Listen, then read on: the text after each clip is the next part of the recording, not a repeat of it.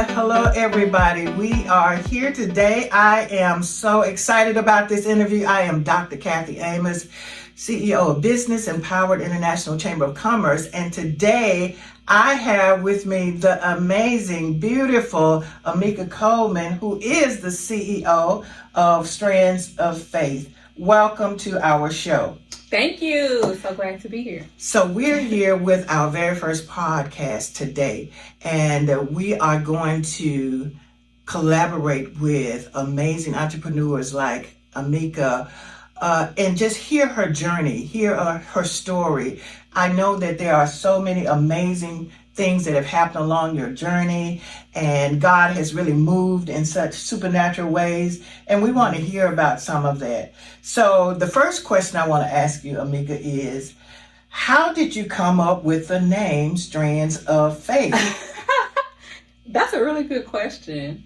How I came up with the name Strands of Faith. So the short answer was I was sleeping. I got a vision to start this hair company, and the name just fell out. It feel like it fell out the sky. Strands of Faith. I want you to, name your brand Strands of Faith, but digging deeper and looking at all the layers, Strands of Faith just really came from my own personal journey, because my entire life has been a faith journey, like full stop. It's been like full of faith, and so when I created the brand, I wanted it to be something that honored God's presence in my life, and like all the valleys and the trials and the traumas that I've been through, that He brought me through, and doing it in a way to where, you're putting out goods and services into the marketplace, but combining it in a way to where it felt authentic and genuine to me and in alignment with my purpose. Like it feels like it's, that's why I wake up every day, because it feels like it's in purpose. And so that's what Strands of Faith is. And it's just so much more. We'll probably get into it more, but Strands of Faith. So I know that just looking back on some of your videos, you had this hair journey. And tell us, how did your hair journey contribute to the vision of the Strands of Faith product? Yes. So actually, I first transitioned and returned natural in 2006. I was relaxed my entire life up until about the age of 21. I was a freshman, sophomore at Mississippi State University, and I got curious. I had never seen my hair in its natural state before. So I'm like, I wonder what this feels like to return natural. And so I just made the decision to do the big chop. I cut my hair off to it was about like an inch long, probably about a half an inch. And wow, that's a lot. I would have been traumatized behind that. Yes, and also it was during a time where it was kind of like not the thing to do. And so like, you get the side eye, like, what's wrong with her? Like, she's not in midlife yet. She's just 20 and she's having a midlife crisis this early. And it was so liberating and freeing for me to see myself in that way and experience myself in the way that I had never, experienced before. So it was actually therapeutic and healing for me. And so that was like the first usher into my healing journey, like when I look back now, because, you see things later for what they are.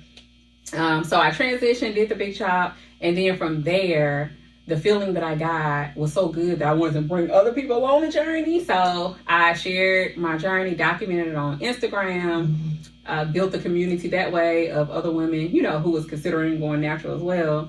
And so that's the whole first hair journey that got started. But then the second part of that was along the journey, you're trying different products, different styles, all the things. And for me, and a lot of textured hair, like people, one of the main issues was products keeping our hair moisturized, but also products that were healthy for us and not filled with, the toxic chemicals and all those things.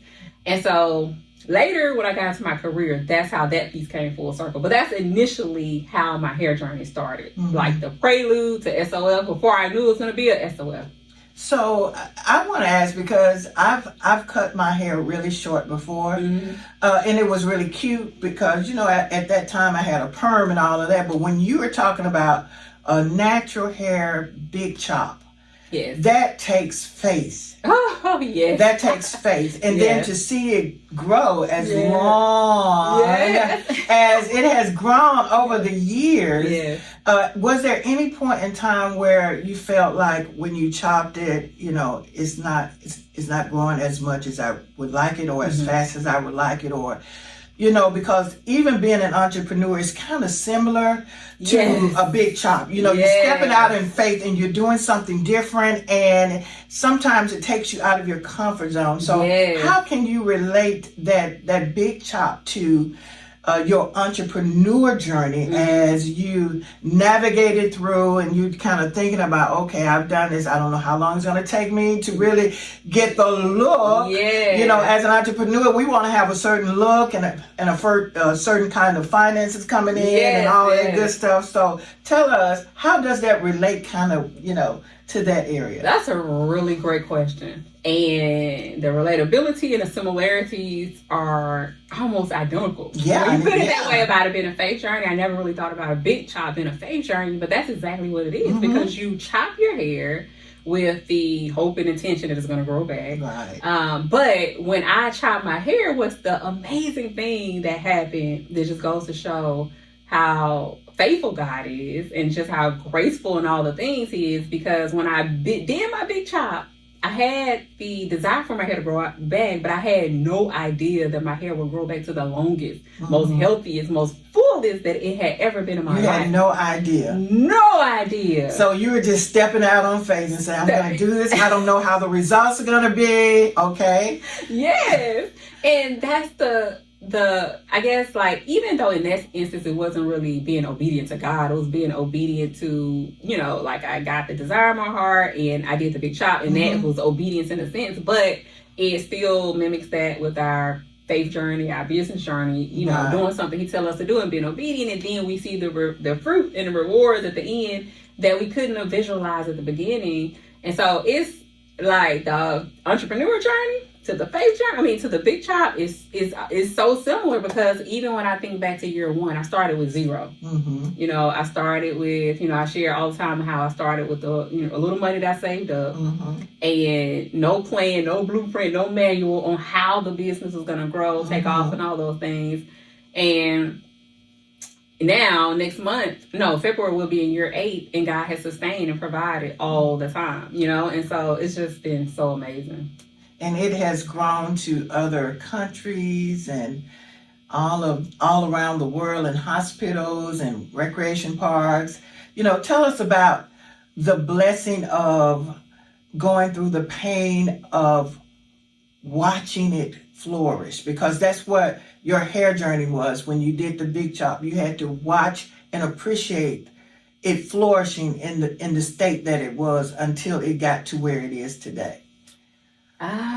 It was in the beginning stages. It's kind of like, you're like, okay, I know I'm called to this thing and I know I'm supposed to be doing this thing, but you're not seeing the results yet. Yeah. You're not seeing the traction or whatever it is you visualize. And especially don't even get into the comparison part. Right. Oh my goodness. Oh my goodness. Yes. Oh, you was about to say something? No, I was just thinking about that comparison, how we have to stay away from it. Yes. And so, like, for me, I had to find a middle ground to where I actually grounded myself and said, okay, God gave me this vision, then he absolutely has to provide provision for this thing to be able to be seen through. Like, I don't have the resources. I don't have, in many cases, I didn't have the capacity. Right. Like, when I look back on some of the times, I remember in 2020 was a pivotal year for us because that was the year, of course, during COVID, and everybody was at home and, in their computers. But that was our first 7-figure year for the year as a brand. But during that year, for the majority part of that year, I was still working out of my faith house. Okay. My faith shed, a shed that I built in my backyard. I was still making the products by hand. I still remember outgrowing the kitchen, and my dad came and set up these like makeshift hot plates, and I went to the garage and was making 20-30 buckets in the garage, staying up to 3, 4, 5 in the morning. And I look back on that now, I'm like, how did I sustain, Lord? What did that? And I see that the strength came from him, But it's just, one of those things where, you know, when you know that God put something in your heart to do, Right. you just go through with it and you allow him to pave the way. You don't try to figure it out. And then you look back and you see why he had you to do things the way he had you to do it. And so, yeah. and a lot of times when we go through these processes, it's also a learning and a growing process. So, you know, I'm going back to the hair journey, as you saw your hair grow, you saw your business grow, because we're paralleling these. What are some of the nuggets that you cherish today that, you know, when we talk about being in a hard place, but coming out victoriously, you know, even with your hair, I know you hit some hard places. Oh, yeah. And you was like, I don't know if this is working. But even in your entrepreneur journey, you hit some hard places. Yes. But you can look back on it now and say, but God. But God. And that's so good too, because just to touch on the hair really quickly. So during that hair journey, I had a few setbacks to where I had to big chop a second time, because I went back and got a relaxer, thinking that, let me go back and try the old thing, you know, to see how it is. And then that same day, I made the decision to return back natural, because the grass wasn't green on the other side like I thought. So I went back. That's so good. And then I had another incident at the hands of a stylist that was external to me, that had nothing to do with me. And she cut all my hair off. I had to start over. That was traumatic for me.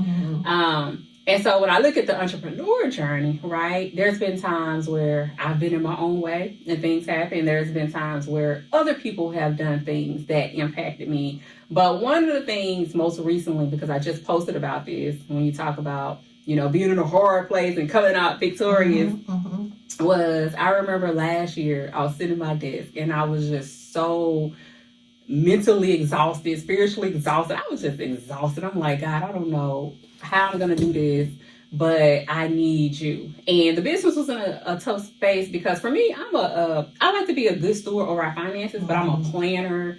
And for me, in my mind, if there's not a certain amount of months of cash, it feels like, oh man, I'm about to go out of business. It's feeling like that in my head. And you know, the experts may look at it and say, it's not that you are good, but in my mind. Right. And so I, you know, had got to that place, and I prayed about it. I was like, God, I can't do nothing over and beyond what I'm already doing. So you gonna have to step in, and you gonna have to figure this out. I'm gonna give it back to you. Okay, I'm taking the pressure off myself.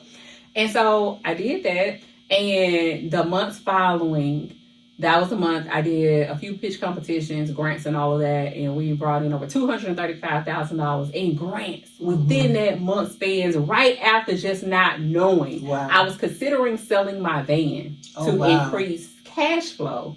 And I made a plan. I'm like, if this is what I got to do, I'm going to sell it, because I just need you to see that I'm being a good steward, you know? And he said, okay, watch this. And he came back and he brought it back. And then just yesterday, I got the title in the mail. That van is paid off. So, glory to God. Hallelujah. I saw that testimony. Yeah. God is faithful when we are faithful. I'm thinking of a scripture that says, be ye steadfast, unmovable, always abounding in the work of the Lord, because your labor is not in vain. And so when I think about that is an entrepreneur's heart, to continue to be steady in the work, focused and not giving up, trusting in the Lord at all times, not leaning to our own understanding, and just watch him move, because he will not allow us to work and our labor be in vain. And he called us to the marketplace. He called us to that business. Amen. So what can you tell us as last words to our audience? What can you tell us about being steadfast and movable, even in hard times? Oh my gosh.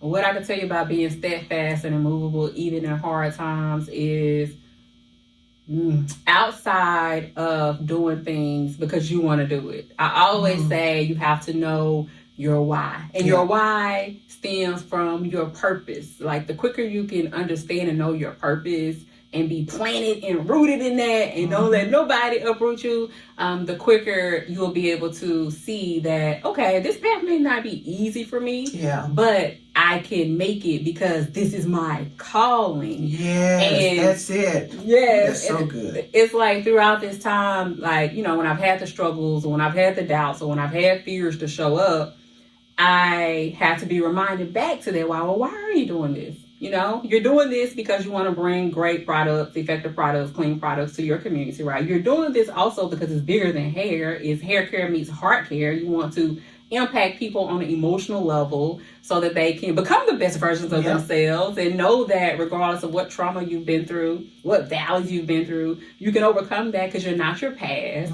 And so when I think about all of those things, it makes me steadfast because I know I'm walking towards a greater purpose bigger than me. And so I always tell people, like in business, it can never just simply be about the money. Number one, because number one, you ain't probably know they're not going to see no money in the beginning. It's going to take some years to see anything. And then also that's not enough to move you, to keep you in it. It cannot. Right. So it's all of those things. I would say your purpose and your why. That's how you stay steadfast and moving and always abounding. Because one thing that I've learned and just adding to that is that if your fire ever gets low, that passion that you have, if it ever gets low, you can always reach down, deep down in your heart and pull from Jesus because he gave you that purpose. He gave you that why. And he would reignite that fire back in you again and put you back on that pathway of success once more and again. So, Ameka, thank you so much for coming to sit with us just for a few minutes. Of course, you know we have to have you back on the show again. Yes, absolutely. And we're excited about the new things. Ameka is coming to bring us a one-of-a-kind pitch class. Pitching with Ameka. This is what the class is called, and we are so excited to have her, our champion of pitching at the chamber. We want to hear a little bit about what you're going to bring to the class. So Pitching with Ameka is just going to be a down-to-earth session where I talk about my pitch journey, but also how you can go out and pitch for funds, whether it's pitch competitions on stage, grant funding, just getting your story together, the stats together, and taking your best shot, going out there and taking a leap of faith and applying for the money and getting to the money. So tell me, how successful have you been with going places and just sharing your pitch? I know that you recently did a couple of pitches and you won. So tell us just a little bit about that. So the way that I process pitches, depending on like the type of pitch competition it is, I always prepare a pitch specific to that organization or to that pitch, just because funders are looking for different things. And so the core of my story is always the same. Like what you do, who you do it for, why you do it is always the same. But you can speed it a little bit to, you know, make it different according to whatever it is you're applying for. So I switch it up, and you know, I think that's the joy in it as well, is because you get to get creative in the process. So look, we're looking forward to having this class with you.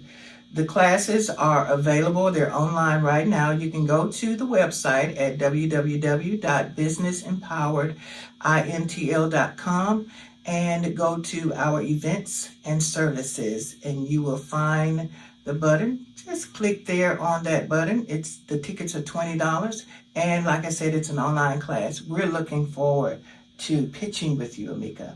I'm looking forward to coming and sharing with everybody. What do you want to share with us as your product, the products that you got going on? What kind of products and how can we get those wonderful products? Because I am a Strands of Faith girl. Okay, bless me. So our products are moisture-based, length retention-based. They don't have any sulfates, parabens, paraffins, phthalates, none of the bad stuff.